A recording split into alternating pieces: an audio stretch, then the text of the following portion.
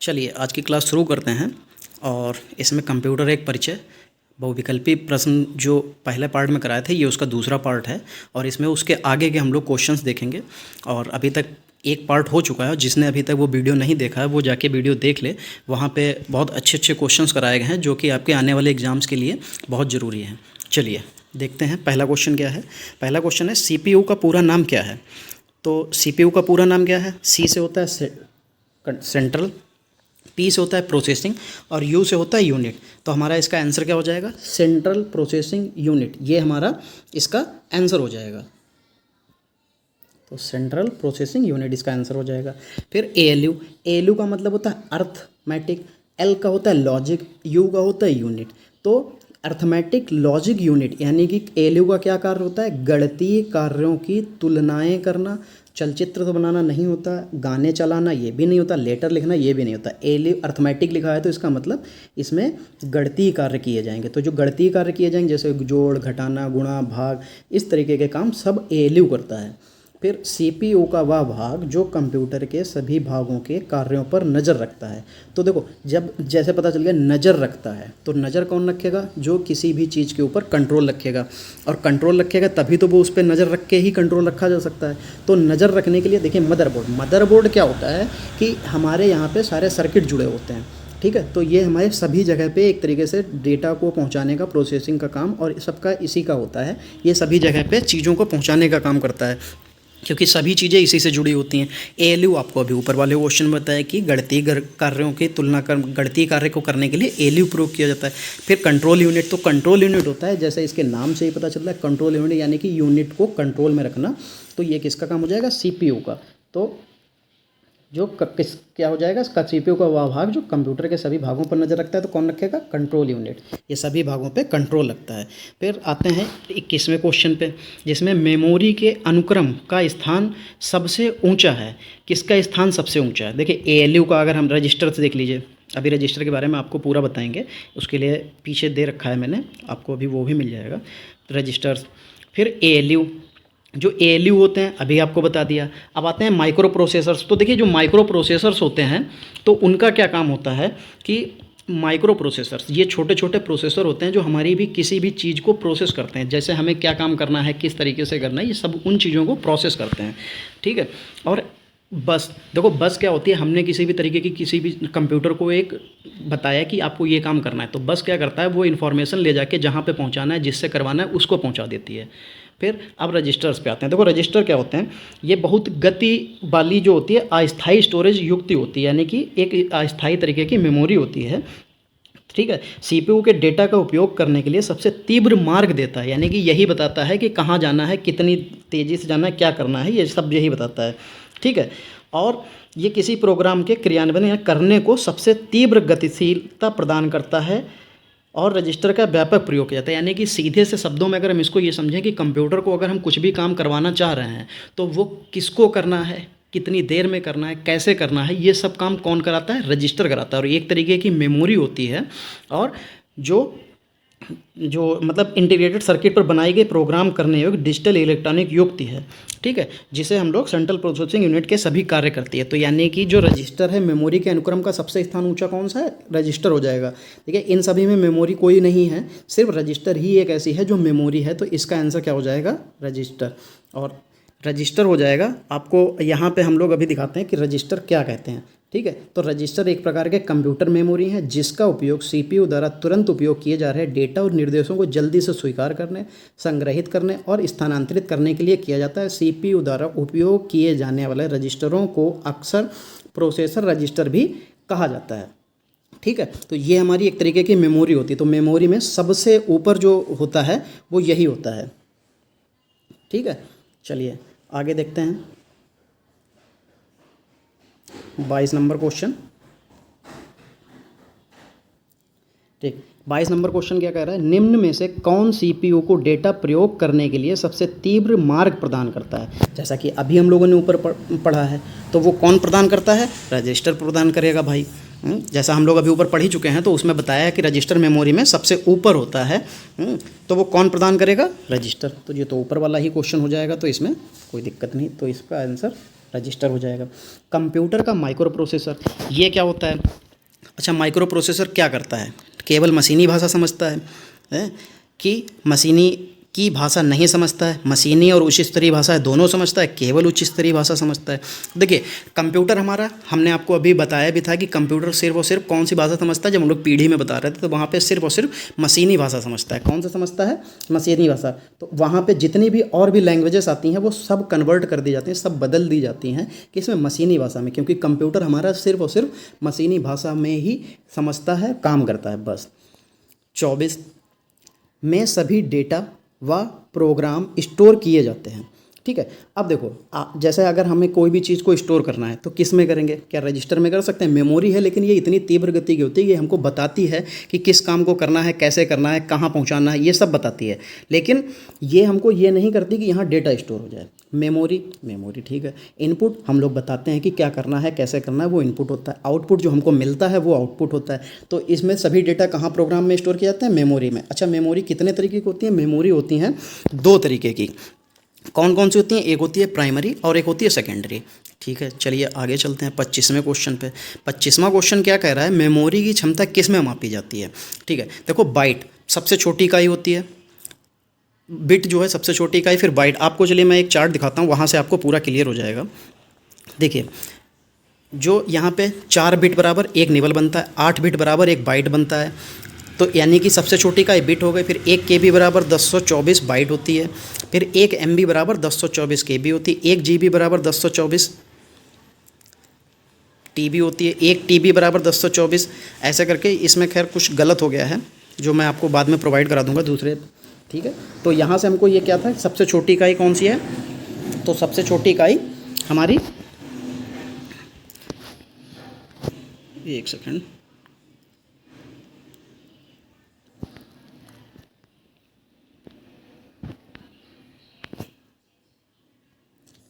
ठीक, तो सबसे छोटी इकाई इसमें कौन सी हो जाएगी? बिट। और क्षमता किस में मापी जाती है? देखो निबल में नापी नहीं जा सकती, किसी भी बाइट में भी नहीं नापी जाती, बिट में भी। किस में नापी जाती है? मेगाबाइट में, कि आपके कितने MBPS चल रहा है, कैसे करके। तो MBPS चलता है ना, तो MB का मतलब मेगाबाइट होता है। कंप्यूटर बंद होने पर के कंटेंट्स नष्ट हो जाते हैं। तो देखो हमने आपको बताया था 2 तरीके की हमारे पास मेमोरी होती है, तो एक होती है प्राइमरी और एक होती है सेकेंडरी। ठीक है, प्राइमरी मेमोरी वो होती है जो कंप्यूटर के अंदर कंप्यूटर को चलाने के लिए यूज की जाती है, यानी कि उसके लिए ज़रूरी होती है, जिसके बिना कंप्यूटर हमारा ऑन या ऑफ नहीं हो सकता है, वो होती है प्राइमरी। सेकेंडरी मेमोरी वो जो हम बाहर से लगा सकते हैं, जिसमें हम डेटा स्टोर चाहें जैसे करें, वो ख़त्म नहीं होता है। ठीक है, तो कंप्यूटर बंद होने पर किसका जो है डेटा नष्ट हो जाता है? तो मुख्य मेमोरी, यानी कि प्राइमरी मेमोरी को ही हम लोग मुख्य मेमोरी बोलते हैं। हार्ड डिस्क हमारी सेकेंडरी मेमोरी होती है, जो कि हम लोग बाहर से भी लगा सकते हैं, जितने GB या MB की चाहें वो लगा सकते हैं। तो उसमें हम लोग अपना डेटा स्टोर करते हैं, वो हम लोग नष्ट नहीं होता है, कंप्यूटर बंद होने पर नष्ट नहीं होता है, तो वो तो नहीं हो सकता। और इसमें बंद होने पर के कंटेंट नष्ट हो जाते हैं, तो नष्ट नहीं होने चाहिए। तो इनपुट आपको पता है, आउटपुट भी आपको पता है, तो इसका क्या हो जाएगा? मेमोरी, मुख्य मेमोरी हो जाएगी, जिसको हम लोग प्राइमरी मेमोरी भी कहते हैं। रोम का नाम क्या है? रोम का पूरा नाम क्या है? तो रोम से हमको पता है कि RO और M होता है। ठीक है, R से होता है रीड, O से होता है ओनली, M से होता है मेमोरी। तो रीड ओनली मेमोरी, तो जो रीड ओनली मेमोरी होता है किस में ऑप्शन में दिखाई दे रहा है? B में, तो B इसका सही हो जाएगा। ठीक है,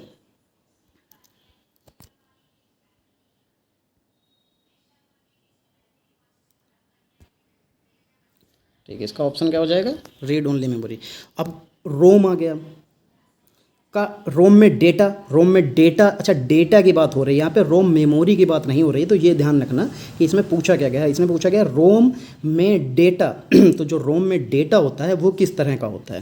तो देखिए जो रोम में डेटा होता है वो सिर्फ पढ़ा जा सकता है, जैसे ऊपर अभी हमने बताया। तो रोम का क्या मतलब होता है? ROM, read only memory. तो यहाँ से पता चल रहा होगा कि पढ़ा जा सकता है। ठीक है, नॉन वोलेटाइल, देखो नॉन वोलेटाइल इसकी मेमोरी होती है। मेमोरी क्या होती है? वो नॉन वोलेटाइल होती है, यानी कि जैसे ही लाइट जाती है आपका कंप्यूटर बंद होगा तो वो ख़त्म हो जाएगी, उसके अंदर जो भी हमने मेमोरी होगी वो ख़त्म हो जाती है, उसमें जो काम किया होता है वो सिर्फ लिखा जा सकता है। देखो लिखने की तो हमारी मेमोरी में कहीं भी बात नहीं कही गई। रीड ओनली मेमोरी, तो रीड था तो इसमें राइट तो था नहीं, तो इसलिए ये रीड वाला लेना है। तो यानी कि A और B दोनों भूले से भी टिक नहीं हो सकते हैं। क्यों? क्योंकि नॉन वोलेटाइल मेमोरी होती है, वो डेटा के बारे में बात कर रहा है हमसे। तो यहाँ पर सिर्फ डेटा क्या होता है? पढ़ा जा सकता है, इसमें हमको मॉडिफाई या लिखने की परमिशन नहीं होती है। ठीक है। फिर आते हैं हम लोग 29 क्वेश्चन पे। ठीक है, तो 29 क्वेश्चन क्या कह रहा है हमारा यहाँ पे? 29 क्वेश्चन कह रहा है कि रोम मेमोरी, जैसा अभी हमने पिछले क्वेश्चन में बताया कि मेमोरी, तब मेमोरी की जब बात आ जाती है तो वो हो जाता है नॉन वोलेटाइल मेमोरी। तब कौन सी हो जाती है? Non volatile. दो तरीके की मेमोरियाँ होती हैं हमारे पास, एक तो वोलेटाइल और एक होती है नॉन वोलेटाइल। जो वोलेटाइल मेमोरी होती है वो लाइट जाने के बाद भी उसमें डेटा संग्रहित रहता है, यानी कि स्टोर रहता है। और जो नॉन वोलेटाइल होती हैं वो लाइट जाने या कंप्यूटर बंद होने के बाद में उसमें डेटा खत्म हो जाता है, वो संग्रहित या उसमें स्टोर नहीं रहता है। फिर 30 नंबर क्वेश्चन पे आते हैं। 30 नंबर क्वेश्चन में कहा गया निम्नलिखित में से किसे मैग्नेटिक स्टोरेज कहा जाता है? ठीक है, तो देखो मैग्नेटिक स्टोरेज क्या होता है? तो जो मैग्नेटिक स्टोरेज होता है वो पी रोम होता है। ऑप्टिकल स्टोरेज, देखो ऑप्टिकल स्टोरेज जो होते हैं वो, तो पी रोम जो है वो हमारा किसका भाग है? वो रोम का ही एक भाग है। ठीक है, रोम मतलब रीड ओनली का ही भाग है, रीड ओनली मेमोरी का ही भाग है। और पी से मतलब हो जाता है प्रोग्रामेबल। ठीक है, बस प्रोग्रामेबल रीड ओनली मेमोरी हो जाता है। ठीक है, स्थायी रूप से इसमें इसमें जो होती हैं ये प्रोग्राम जो मतलब इसमें जो सूचनाएं होती हैं वो स्थायी रूप से स्टोर हो जाती हैं और इसे मैग्नेटिक स्टोर भी कहा जाता है। ठीक है, क्या कहा जाता है? Magnetic store. तो इसको मैग्नेटिक स्टोर के लिए इसका ऑप्शन सही क्या हो जाएगा? हमारा हो जाएगा पी रोम। ठीक है, कंप्यूटर सीधे किससे संपर्क करता है? तो हमसे ये पूछा गया है कि कंप्यूटर सीधे किससे संपर्क करता है। तो जो देखो कंप्यूटर होता है वो पूछा गया है संबंध सीधे किससे बनाए। तो देखो क्या हार्ड डिस्क ड्राइव, ए किस hard disk drive, B disk drive, C modem, D USB port. देखिए यूएसबी पोर्ट में हम लोग कोई भी एक्सटर्नल पेन ड्राइव है, कार्ड रीडर है, इस तरीके की चीज़ें लगा के हम लोग उसके मेमोरी या उससे काम कराते हैं। मॉडेम हमारे नेट के लिए यूज किया जाता है जो कि हमारे पीछे कंप्यूटर उसमें पोर्ट में ही लगता है। ठीक है, डिस्क ड्राइव भी हमारे जो यूएसबी पोर्ट होता है उसमें लगाई जा सकती है। हार्ड डिस्क ड्राइव, तो देखो कंप्यूटर का जो सीधा संपर्क होता है वो हार्ड डिस्क ड्राइव से होता है। ठीक है, फिर 32 नंबर है प्रोग्रामों के समूह को कहते हैं। देखो जो प्रोग्रामों का समूह है, देखो जो वो क्या कहलाता है?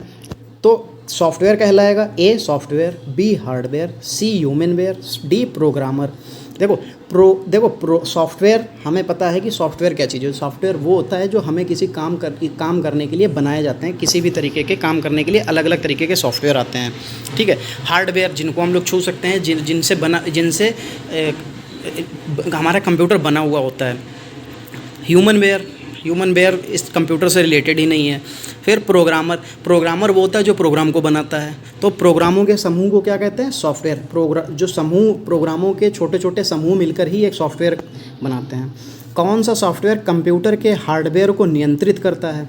कौन सा सॉफ्टवेयर कंप्यूटर के हार्डवेयर को नियंत्रित करता है? ठीक है, तो देखो हमारे पास सिस्टम जो है हमारे उसको नियंत्रित करेगा, तो ऑप्शन ए है एप्लीकेशन, बी है सिस्टम, सी है प्रोग्राम, डी है मेमोरी। देखो एप्लीकेशन किसी विशेष उद्देश्य के लिए किसी चीज़ की एप्लीकेशन अलग अलग, हर काम के लिए अपनी अलग अलग एप्लीकेशंस होती हैं जैसे। ठीक है, फिर सिस्टम हमारा पूरा कंप्यूटर का जो होता है वो सिस्टम होता है। प्रोग्राम अभी आपको बताया कि प्रोग्राम क्या होता है। छोटे छोटे प्रोग्राम मिलकर एक सॉफ्टवेयर बनाते हैं। मेमोरी दो तरीके की होती है, एक तो प्राथमिक और एक द्वितीयक। ठीक है, यानी कि प्राइमरी और सेकेंडरी जिसको बोलते हैं। ठीक, सिस्टम तो हमारे कंप्यूटर सॉफ्टवेयर के हार्डवेयर को कौन नियंत्रित करता है? कंप्यूटर के हार्डवेयर को नियंत्रित कौन करेगा? सिस्टम नियंत्रित करेगा। ठीक है, अब आगे देखते हैं ऑपरेटिंग सिस्टम के मुख्य कार्य। तो देखो ऑपरेटिंग सिस्टम के मुख्य कार्य क्या होते हैं? तो जब जो ऑपरेटिंग सिस्टम होता है उसके मुख्य कार्य क्या होंगे? यूजर तथा कंप्यूटर हार्डवेयर के मध्य संबंध स्थापित करना, ए। बी क्या है? यूजर द्वारा दिए गए प्रोग्रामों को पूरा करना। सी कंप्यूटर के सभी उपकरणों को नियंत्रित में रखना। डी क्या है? उपरोक्त सभी। तो देखो कंप्यूटर ऑपरेटिंग सिस्टम जो होता है उसका मतलब होता है कि जो हम कंप्यूटर चला रहे हैं वो उसके बीच में जो संबंध स्थापित करेगा, तो जो हम लोग कहेंगे या जो हम लोग उसमें प्रोसेस करना चाह रहे हैं वो क्या कंप्यूटर करेगा वो हम उसको बताते हैं। तो वो किसके माध्यम से होता है? वो होता है ऑपरेटिंग सिस्टम के माध्यम से। तो जब ऑपरेटिंग सिस्टम किसका क्या काम होता है? यूजर तथा कंप्यूटर हार्डवेयर के मध्य संबंध स्थापित करता है। तो इसलिए इसका क्या हो जाएगा? ऑप्शन ए सही हो जाएगा। फिर डिवाइस सॉफ्टवेयर क्या है? ठीक है, डिवाइस ड्राइवर जिनको बोलते हैं, डिवाइस ड्राइवर क्या होते हैं? तो डिवाइस ड्राइवर जो होते हैं, देखिए ए बाहरी स्टोरेज डिवाइसों के लिए टाइनी पावर कार्ड। ठीक है, बी विशेषज्ञों जो डिवाइसों के कार्य निष्पादन को अधिकतम करना जानते हैं। सी छोटे छोटे विशेष उद्देश्य वाले प्रोग्राम। डी ऑपरेटिंग सिस्टम के सबसे भीतरी कंपोनेंट। देखिए बाहरी स्टोरेज डिवाइसों के लिए टाइनी पावर कार्ड, तो पावर कार्ड इस तरीके के कोई नहीं होते। पावर कार्ड का मतलब होता है कि उसके कंप्यूटर को हमको एक तरीके से पावर देना। डिवाइसों के लिए तो बाहरी डिवाइसों के लिए तो भूल जाओ, क्योंकि ये डिवाइस ड्राइवर हैं तो डिवाइस के हैं तो बाहर तो नहीं हो सकता। विशेषज्ञों जो डिवाइसों के कार्य निष्पादन को अधिकतम करना जानते हैं, तो ये भी इसका ऑप्शन सही नहीं हो सकता है, क्योंकि इस जो डिवाइस ड्राइवर हैं इनका इसके तरीके से ड्राइवर का एक तरीके से मतलब क्या होता है, किसी चीज़ को चलाना। ड्राइवर का मतलब क्या होता है, गाड़ी चलाना, ट्रेन चलाना, तो इनके सबके ड्राइवर होते हैं। तो ये ड्राइवर का भी यही काम होता है हमारे कंप्यूटर में चीज़ों को चलाना। ये एक छोटे, और ये सॉफ्ट डिवाइस के हैं तो डिवाइस को चलाएंगे। तो छोटे छोटे विशेष उद्देश्य वाले प्रोग्राम, तो सी ऑप्शन जो है हमारा छोटे छोटे विशेष उद्देश्य वाले प्रोग्राम, तो ये बिल्कुल सही ऑप्शन है। क्यों? क्योंकि जो छोटे छोटे विशेष उद्देश्य वाले प्रोग्राम जो डिवाइस ड्राइवर होते हैं वो ये होते हैं जैसे GUI का ड्राइवर, हमारे ग्राफिकल यूजर इंटरफेस। अगर हम कंप्यूटर में GUI नहीं डालें तो हमें उसके पिक्सल सही नहीं दिखाई देंगे, बहुत सी चीज़ें हमको क्लियर नहीं दिखाई देंगी, फ़ोटोज़ क्लियर नहीं आएंगी उसमें जो भी होगा। और जैसे हम लोग, आपको कंप्यूटर में देखा होगा साइड में एक जगह पे हम लोगों को ब्लूटूथ होता है, ब्लूटूथ भी नहीं, ये भी जो है डिवाइस ड्राइवर है। वाईफाई, उसके बिना हम लोग वाईफाई कनेक्ट नहीं कर सकते, वो भी डिवाइस ड्राइवर है। ठीक है, तो ये छोटे छोटे डिवाइस ड्राइवर होते हैं। फिर असेंबली भाषा में लिखे गए प्रोग्राम का अनुवाद मशीनी भाषा में करता है। देखिए कंप्यूटर हमारा सिर्फ मशीनी भाषा समझता है, तो आप किसी भी लैंग्वेज में आप बात करेंगे तो वो मशीनी भाषा में पहले उसको कन्वर्ट करेगा, बदलेगा, तभी वो समझ सकता है। तो अब मशीनी भाषा में प्रोग्राम अनुवाद मशीनी भाषा में करता है। ठीक है, तो अब यहाँ पे देखते हैं तो कंपाइलर। तो देखो कंपाइलर का जो काम होता है, वो कंपाइलर जो होता है वो क्या करता है, वो हाई लेवल लैंग्वेज को मशीनी लैंग्वेज में बदलता है। इंटरप्रेटर ये भी हाई लेवल लैंग्वेज को मशीनी लैंग्वेज में बदलता है, लेकिन इंटरप्रेटर क्या करता है, वो एक बार में एक सोर्स प्रोग्राम को पकड़ता है, उसको कन्वर्ट करता है मशीनी लैंग्वेज में, उसको बदलता है मशीनी लैंग्वेज में, उसके बाद दोबारा जो है वो मशीनी लैंग्वेज को दूसरे प्रोग्राम को पकड़ता है, तब कर पाता है। और असेंबलर जैसे असेंबली से असेंबलर बनना है तो असेंबली लैंग्वेज जो होती है, असेंबलर जो है असेंबली लैंग्वेज को मशीनी भाषा में कन्वर्ट करता है। ठीक है, फिर आज के लिए यहीं पे समाप्त करते हैं, और इसका थर्ड पार्ट भी आएगा जिसमें हम लोग इसके सभी जो हैं आगे के सारे क्वेश्चंस कंप्लीट कर देंगे।